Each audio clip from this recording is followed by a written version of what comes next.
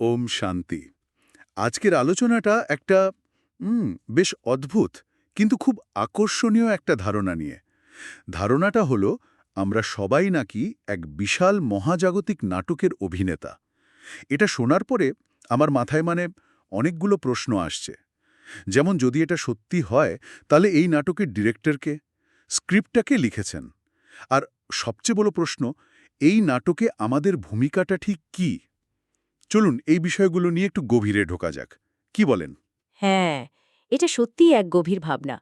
আর এই সূত্রগুলোর সবচেয়ে ইন্টারেস্টিং দিকটা হলো, এখানে বলা হচ্ছে যে এই নাটকের প্রত্যেকটা অভিনেতার ভূমিকা একেবারে ইউনিক, মানে পূর্বনির্ধারিত।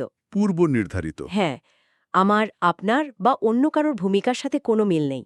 এটা অনেকটা একটা ধরো ডিজিটাল রেকর্ডিংয়ের মতো, যা প্রত্যেকটা আত্মার মধ্যে অবিনাশীভাবে রেকর্ড করা আছে। আমরা শুধু সেই ভূমিকাটা প্লে করে চলেছি। আচ্ছা, এই পূর্ব নির্ধারিত এই শব্দটাতেই তো একটা একটা বড়সড় প্রশ্ন লুকিয়ে আছে। তার মানে কি আমাদের কোনো স্বাধীন ইচ্ছা বা যাকে বলে ফ্রি উইল নেই? আমরা কি শুধু একটা লেখা স্ক্রিপ্ট পড়ে যাচ্ছি? খুব ভালো প্রশ্ন। এখানেই বিষয়টা একটু জটিল হয়ে ওঠে। দেখুন, সূত্রগুলো বলছে স্ক্রিপ্ট লেখা আছে ঠিকই, কিন্তু কিন্তু কিন্তু সেই স্ক্রিপ্ট আমরা কিভাবে পড়ব, কোন মানসিকতা নিয়ে অভিনয় করব, সেই স্বাধীনতাটা আমাদের আছে। মানে আমরা দৃশ্যের বিষয়বস্তু হয়তো বদলাতে পারি না, কিন্তু আমাদের অভিনয়ের কোয়ালিটি সেটা তো উন্নত করতে পারি। দুঃখে অভিনয় করব নাকি শান্তিতে থেকে করব, এই পছন্দটা আমাদের। আজকের আলোচনায় এই ব্যাপারগুলোই আস্তে আস্তে স্পষ্ট হবে। দারুণ! তাহলে চলুন শুরু করা যাক এই নাটকের মূল দ্বন্দ্ব বা কনফ্লিক্ট দিয়ে। সূত্রগুলিতে আমাদের আধ্যাত্মিক ক্ষত্রিয় বা স্পিরিচুয়াল ওয়ারিয়ার বলা হয়েছে। এই উপমাটা বেশ শক্তিশালী, তাই না? খুবই শক্তিশালী। তো যদি আমরা যোদ্ধা হই তাহলে আমাদের যুদ্ধটা ঠিক কার বিরুদ্ধে? দেখুন, এই যুদ্ধটা কোনো বাইরের শত্রুর বিরুদ্ধে নয়। যুদ্ধটা আমাদের নিজেদের ভেতরেরই একটা শক্তির বিরুদ্ধে, যাকে এখানে মায়া বলা হয়েছে। মায়া? হ্যাঁ, মায়া। মানে আমাদের ভেতরের বিকার, ভুল ধারণা বা নেগেটিভ চিন্তা। যেমন ধরুন রাগ, লোভ, অহংকার, ঈর্ষা, এরাই আমাদের আসল শত্রু। তার মানে মায়া অনেকটা আমাদের মনের ভেতরের যে নেগেটিভ সেলফ টক চলে বা কগনিটিভ বায়াস, সেটার মতো, যা আমাদের সারাক্ষণ ভুল পথে নিয়ে যাওয়ার চেষ্টা করে। এটা তো তাহলে খুবই রিলেটেবল একটা ধারণা। একদম। কিন্তু এই অদৃশ্য শত্রুর বিরুদ্ধে জেতার উপায় কি? কোনো অস্ত্র আছে কি আমাদের কাছে? হ্যাঁ, অবশ্যই আছে। সবচেয়ে শক্তিশালী অস্ত্র হিসেবে একটাই যুক্তির কথা বলা হয়েছে, বাবার স্মরণ। অর্থাৎ নিজেকে দেহ না ভেবে আত্মা ভাবা এবং সেই পরমাত্মা বা নাটকের ডিরেক্টরের সাথে কানেক্ট করা। একেই বলা হয় শ্রীমাত অনুসারে চলা, মানে তার দেখানো পথে চলা। এটা শুনতে তো বেশ সহজ লাগছে, কিন্তু বাস্তবে কাজে লাগানো তো বেশ কঠিন। সারাদিনের কাজের চাপ, সংসারের দায়িত্ব, এই সবের মধ্যে নিজেকে সারাক্ষণ আত্মা ভাবা আর ডিরেক্টরকে স্মরণ করাটা কতটা প্র্যাকটিক্যাল? এর জন্য কি কোনো স্টেপের কথা বলা হয়েছে? একদম ঠিক প্রশ্ন। সেই কারণেই তো প্রতিদিন ভোরে উঠে অভ্যাস করার ওপর এত জোর দেওয়া হয়েছে। দিনের শুরুটা যদি আমরা কয়েক মিনিটের জন্যও এই স্মরণের মধ্যে দিয়ে করি, তাহলে সারা দিনের জন্য একটা শক্তিশালী ভিত তৈরি হয়ে যায়। আচ্ছা। বলা হচ্ছে এই স্মরণের অভ্যাসটাই আমাদের ভেতরের ভুল সংকল্পগুলোকে, মানে নেগেটিভ থটগুলোকে দুর্বল করে দেয়। যখন আমরা ডিরেক্টরের স্মরণে থাকি, তখন আমাদের ভুল অভিনয়ের যে প্রভাব বা বিকর্ম, সেটা ধীরে ধীরে মুছে যেতে থাকে। আর অভিনয়ে একটা স্বাভাবিক খুশি ফুটে ওঠে। এটা অনেকটা একজন অ্যাক্টরের মতো, যে ডিরেক্টরের নির্দেশ মাথায় রেখে অভিনয় করলে তার পারফরমেন্স ভালো হতে বাধ্য। হুম, বুঝতে পারলাম। আচ্ছা, এবার তাহলে অভিনেতার পরিচয় বা আইডেন্টিটির দিকে একটু নজর দেয়া যাক। বারবার আত্ম-অভিমানী বা সোল কনসিয়াস হওয়ার কথা বলা হচ্ছে। এই ধারণাটা কি সবসময় একই রকম ছিল? যেমন সূত্রগুলোতে সত্যযুগ মানে গোল্ডেন এজ আর কলিযুগের মানে আয়রন এজের মানুষের মধ্যে একটা পার্থক্যের কথা বলা হয়েছে, সেটা ঠিক কি? এখানে একটা সূক্ষ্ম কিন্তু খুব গুরুত্বপূর্ণ পার্থক্য তুলে ধরা হয়েছে। সত্যযুগে, অর্থাৎ নাটকের শুরুতে, অভিনেতারা স্বাভাবিকভাবেই আত্ম-অভিমানী থাকে। তারা জানে যে আমি এক আত্মা, এই শরীরটা আমার পোশাকের মতো, একটা পোশাক পুরনো হলে আমি অন্যটা পরব। তাদের মধ্যে এই জ্ঞানটা খুব সহজাত। কিন্তু কিন্তু তারা নাটকের পরিচালককে জানে না। একদম ঠিক, তারা নিজেদের চরিত্র নিয়ে সচেতন, কিন্তু পুরো নাটক বা তার পরিচালক সম্পর্কে অজ্ঞ। আর কলিযুগে কি হয়? কলিযুগে পরিস্থিতিটা ঠিক উল্টো হয়ে যায়। দীর্ঘ সময় ধরে বিভিন্ন চরিত্রে অভিনয় করতে করতে অভিনেতারা নিজেদের আসল পরিচয়টাই ভুলে যায়। তারা পোশাকটাকেই শরীরকেই নিজের আসল পরিচয় ভাবতে শুরু করে। একেই বলা হয় দেহ অভিমান। এর ফলে তারা নিজেদের আত্মিক পরিচয়ও ভুলে যায় আর পরিচালককেও চেনে না। তারা নাটকের মধ্যে পুরোপুরি হারিয়ে যায়। তাহলে আমরা যারা এখন এই আলোচনাটা করছি বা শুনছি, আমাদের অবস্থানটা কোথায়? সূত্রগুলো আমাদের ব্রাহ্মণ বলছে। আমাদের পরিচয় কি এই দুই যুগের থেকে আলাদা? হ্যাঁ, আমাদের পরিচয়কে তো সবচেয়ে শ্রেষ্ঠ বলা হয়েছে। তাই নাকি? কারণ এই সঙ্গম যুগে, অর্থাৎ যখন নাটকটা শেষ হয়ে আবার নতুন করে শুরু হওয়ার মুখে, তখন স্বয়ং পরিচালক মঞ্চে আসেন। তিনি এসে আমাদের আত্মিক পরিচয়ও মনে করিয়ে দেন এবং নিজের পরিচয়ও দেন। তাই আমরা ব্রাহ্মণেরা আত্মাকেও জেনেছি এবং পরমাত্মা বাবাকেও চিনেছি। আমরা বুঝতে পারি যে আমাদের ৮৪ জন্মের পুরো পাঠটা আত্মার মধ্যেই রেকর্ড করা আছে। এই জ্ঞানটা আমাদের সত্যযুগের দেবতাদের থেকেও উঁচু স্থিতি দেয়, কারণ তাদের কাছে তো ডিরেক্টরের জ্ঞান থাকে না। বাহ, তার মানে আমরা শুধু অভিনেতা নই, আমরা সেই অভিনেতা যারা ডিরেক্টরের থেকে সরাসরি নির্দেশ পাচ্ছি। এটা তো একটা অসাধারণ ব্যাপার। আচ্ছা, আমরা তো অভিনেতার পরিচয় আর তার ভেতরের দ্বন্দ্ব নিয়ে কথা বললাম। এবার একটু নাটকের প্রেক্ষাপট বা সেটিংটা বোঝা যাক। সূত্রগুলোতে ওয়ার্ল্ডের হিস্ট্রি, জিওগ্রাফি বা বিশ্বের ইতিহাস, ভূগোলের কথা বলা হয়েছে। এটা কি আমাদের প্রচলিত ইতিহাস ভূগোল থেকে আলাদা? অনেকটাই আলাদা। আমাদের প্রচলিত ইতিহাস হল একটা রৈখিক বা লিনিয়ার সময়ের ধারণা, যা শুধু সামনের দিকে এগোয়।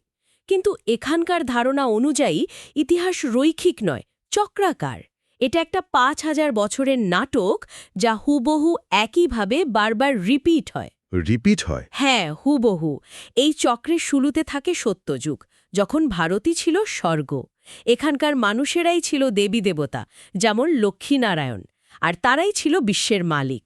এটা তো একটা বৈপ্লবিক ধারণা। তার মানে যাকে আমরা পৌরাণিক কাহিনী বা মাইথোলজি বলে জানি, সূত্রগুলো তাকেই আসল ইতিহাস বলছে। ঠিক তাই। বলা হচ্ছে, যারা শুরুতে পূজ্য দেবী দেবতা ছিল, তারাই চক্রে ঘুরতে ঘুরতে ৮৪ জন্ম নিতে নিতে পূজারী হয়ে যায়। নিজেরাই নিজেদের মূর্তিকে পূজা করতে শুরু করে। ইন্টারেস্টিং। ভারতই একমাত্র দেশ যে এই পুরো চক্রে একটা অলরাউন্ড পার্ট প্লে করে। তারা স্বর্গেও থাকে, আবার নরকেও থাকে। প্রথমে গোল্ডেন এজ, তারপর সিলভার, কপার এবং শেষে আয়রন এজ বা কলিযুগ আসে। তাহলে এই চক্রে পরিচালক বা বাবার ভূমিকাটা ঠিক কখন শুরু হয়? তিনি কেন আগে আসেন না? একদম শেষ পর্যন্ত অপেক্ষা করেন কেন? কারণ তার ভূমিকাটাই হলো নাটকটাকে আবার নতুন করে শুরু করার জন্য প্রস্তুত করা। তিনি কল্পের শেষে, অর্থাৎ কলিযুগের শেষে আর সত্যযুগের শুরুতে এই ছোট্ট সঙ্গম যুগেই আসেন, যখন অভিনেতারা নিজেদের ভূমিকা পালন করতে করতে ক্লান্ত, দুঃখী আর পতিত হয়ে যায়। তখন তিনি তাদের পাওন বানাতে আসেন। তিনি এসে পুরো ৫,০০০ বছরের নাটকের রহস্য বা ৮৪ জন্মের কাহিনী শোনান। তিনিই তো জ্ঞানের সাগর আর এই মনুষ্য সৃষ্টির বীজ। তিনি ক্রিয়েটর এবং ডিরেক্টর। তার জ্ঞান দিয়েই সাধারণ মানুষ বা নর আবার শ্রেষ্ঠ অভিনেতা বা নারায়ণ হওয়ার যোগ্যতা অর্জন করে। এই জ্ঞানটাকেই রাজযোগ বলা হয়।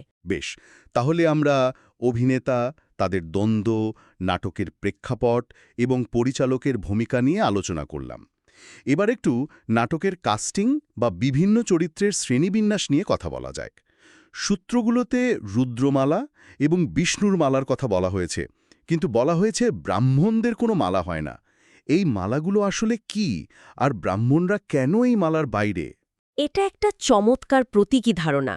রুদ্রমালা হল সেই সব প্রধান আত্মাদের প্রতীক যারা ডিরেক্টরের, বাবার সহযোগী হিসাবে এই পরিবর্তন কার্যে সাহায্য করে। যদি নাটকটাকে একটা বিশাল প্রোডাকশন হিসাবে ভাবা হয়, তাহলে রুদ্রমালা হল এর core production team. Production team, আচ্ছা। আর বিষ্ণুর মালা হল সেই সব অভিনেতা যারা সফলভাবে নিজেদের পার্ট প্লে করে নাটকের আগামী পর্বে, সত্যযুগে, রাজত্ব করার সুযোগ পাবে। এরা হল সেই নাটকের প্রধান তারকা বা মেন কাস্ট। বাহ, খুব সুন্দর অ্যানালগ। রুদ্রমালা হল প্রোডাকশন টিম আর বিষ্ণুর মালা হল প্রধান অভিনেতা। কিন্তু তাহলে ব্রাহ্মণরা, অর্থাৎ আমরা যারা এখন জ্ঞান শুনছি, আমরা কেন কোনো মালার অন্তর্ভুক্ত নই? কারণ ব্রাহ্মণদের স্থিতিটা এখনও কাঁচা। আমরা এখনও পুরুষার্থী, অর্থাৎ চেষ্টা করছি। আমাদের অভিনয় এখনও পারফেক্ট হয়নি। আমাদের স্থিতিতে ওঠানামা চলে। আজ হয়তো খুব ভালোভাবে ডিরেক্টরের নির্দেশ মেনে চললাম, কিন্তু কাল মায়ার কোনো প্রলোভন এলে অভিনয়ে ভুল হয়ে যেতে পারে। এখানে গ্রহের দশা বলে একটা কথার উল্লেখ আছে, যার মানে হল যখন কোনো নেগেটিভ প্রভাব আসে তখন আমরা ঠান্ডা হয়ে যাই বা আমাদের উৎসাহ কমে যায় আর কি। তার মানে আমরা এখনও রিহার্সাল পিরিয়ডে আছি, ফাইনাল কাস্টিং এখনও হয়নি। একদম ঠিক ধরেছেন। অনেকে জ্ঞান শুনে ধারণা করে মালার সদস্য হওয়ার যোগ্য হয়ে ওঠে, কিন্তু মাঝপথে পথভ্রষ্ট হয়ে যায়। তারা নাটক ছেড়ে বেরিয়ে যাওয়ার চেষ্টা করে, যদিও সেটা সম্ভব নয়। এই যে একটা অস্থিরতা, এই কারণে ব্রাহ্মণদের কোনো নির্দিষ্ট মালা হয় না। যতক্ষণ না ফাইনাল পরীক্ষা হচ্ছে আর রেজাল্ট বেরোচ্ছে, ততক্ষণ পর্যন্ত বলা যাবে না কে কোন মালায় স্থান পাবে। এই পুরো আলোচনাটা দারুণ আকর্ষণীয় ছিল। চলুন এবার আজকের এই গভীর আলোচনার মূল সারমর্ম বা ফিউ কি টেকওয়েজ কি হতে পারে সেটা দেখে নিই। আমাদের জীবনে কাজে লাগানোর মতো দুটো প্রধান পয়েন্ট কি হতে পারে? প্রথমত, নিজেকে সবসময় এই বিশাল নাটকের একজন হিরো অভিনেতা হিসেবে দেখা। অভিমানী হয়ে নিজের পার্ট প্লে করা আর অন্য কারো পাঠ বা ভূমিকা দেখে একদম ঈর্ষা না করা। কারণ প্রত্যেকের পার্টই ইউনিক এবং খুব গুরুত্বপূর্ণ। আর দ্বিতীয়টা? দ্বিতীয়ত, প্রতিদিন সকালে উঠে নিজের সাথে কথা বলার একটা অভ্যাস তৈরি করা। নিজেকে মনে করিয়ে দেওয়া যে আমি এই শরীর থেকে আলাদা এক আত্মা। আর আমার বাবা এই নাটকের পরিচালক, তিনি কত মিষ্টি। তিনি আমাকে এই সৃষ্টির আদি মধ্য অন্তের পুরো জ্ঞান দিয়ে আমার পাঠকে শ্রেষ্ঠ বানাচ্ছেন। এই দুটো অভ্যাস আমাদের দৃষ্টিভঙ্গিটাই বদলে দিতে পারে। আর আজকের সূত্রগুলোতে একটা বরদান বা বিশেষ আশীর্বাদের কথাও ছিল, বাবার সংস্কারকে নিজের সংস্কার করে তোলা। এই কথাটার গভীরে গেলে এর অর্থ কি দাঁড়ায়? এটা তো বেশ বড় একটা দায়িত্ব। এর অর্থ হল নাটকের পরিচালকের যে গুণাবলী, যেমন তিনি সবসময় কল্যাণকারী, পরোপকারী এবং দয়ালু, সেই গুণগুলোকে নিজের অভিনয়ের মধ্যে, নিজের চরিত্রে এমনভাবে মিশিয়ে ফেলা যাতে সেটা আমাদের স্বাভাবিক স্বভাবে পরিণত হয়। যখন এই গুণগুলো আমাদের চিন্তা, কথা আর কাজে স্বাভাবিকভাবে, মানে কোনো বাড়তি চেষ্টা ছাড়াই প্রকাশ পাবে, তখনই বোঝা যাবে যে আমরা বাবার সংস্কারকে নিজের করে নিতে পেরেছি। তখন আর অভিনয়টা কঠিন মনে হবে না, বরং সহজ আর আনন্দদায়ক হয়ে উঠবে। আজকের আলোচনা থেকে আমার কাছে সবচেয়ে বড় উপলব্ধি এটাই যে এই পুরো দর্শনটা জীবনকে একটা নতুন দৃষ্টিকোণ থেকে দেখতে শেখায়। সমস্যাগুলোকে ব্যক্তিগত আক্রমণ হিসেবে না দেখে নাটকের একটা সিন হিসেবে দেখার সুযোগ করে দেয়। নিজেকে আত্মা হিসেবে চেনা আর এক বাবার স্মরণে থাকাটাই হয়তো জীবনের প্রতিটা দৃশ্যের শান্ত থাকার চাবিকাঠি। আর স্লোগানটাও কিন্তু ঠিক এই কথাই বলছে। বলা হয়েছে, আত্মিক স্থিতিতে স্থিত থেকে নিজের শরীরের দ্বারা যে কার্য করে সেই হল প্রকৃত পুরুষার্থী।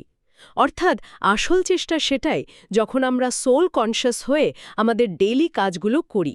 আমাদের কাজ বদলাবে না, কিন্তু কাজ করার পেছনের চেতনাটা বদলে যাবে। আমাদের এই গভীর আলোচনা আজ এখানেই শেষ করছি। আশা করি এই নাটকের প্রত্যেক অভিনেতা নিজের ভূমিকাকে নতুনভাবে উপলব্ধি করতে পারবেন। ওম শান্তি।